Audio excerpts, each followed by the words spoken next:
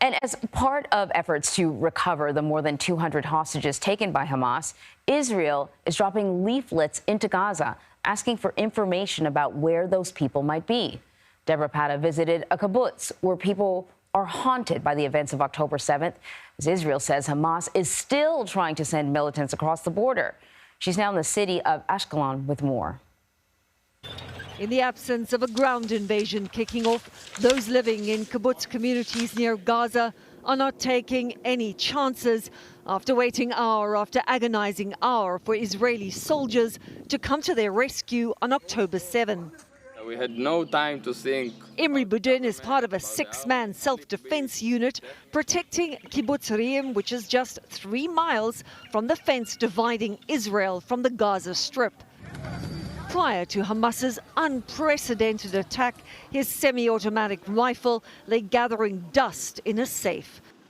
And all what you need is to hold them 8 minutes, 20 minutes until the army come and take care. This is what we practice on, to be the first squad to delay everything in a few minutes. But on October 7, Budin and his tiny squad had to hold off Hamas militants for nearly 6 hours before the defense force reached them. The men told us they now patrol the kibbutz daily to protect it, while the more than 500 residents living there have been evacuated to a town miles away. Prior to the attack, he said there would be an exchange of fire between Gaza and Israel several times a year. Now, as we saw, it is almost daily. Yes, let's go to the shelter there. Yeah. Okay, we're just going to go to the shelter. It's getting a little noisy here. Go there. Inside.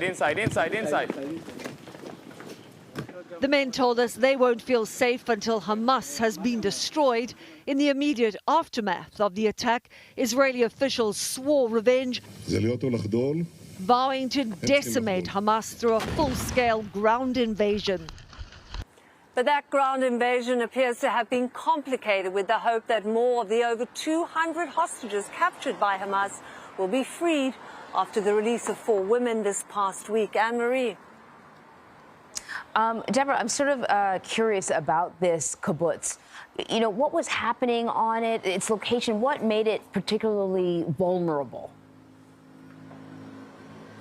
Well, this kibbutz we visited was in the direct line of fire of Hamas militants on the day of that brutal attack on October 7th. In fact, it's very close. It was the closest kibbutz to the music festival where we know that at least 260 people were killed. So it's right there on the front line, just a couple of miles from the border with Gaza. And this tiny 6-man squad was really all that stood between their kibbutz and militants storming the area. They told us, in fact, that their tactic was to try and prevent them from getting further than the first row of houses. Bear in mind, it's a big kibbutz, about 500 people live there. And what they wanted was to stop them going. So to do this, just 6 people were defending it. They would run to different angles to try and give the impression that there were a lot more of them there than there were in fact. Yeah. And they did this, and I think this is the most incredible thing, for nearly 6 hours as they just waited and waited for Israeli Defense Force troops to come and assist them. Now, of course, the area is very fortified.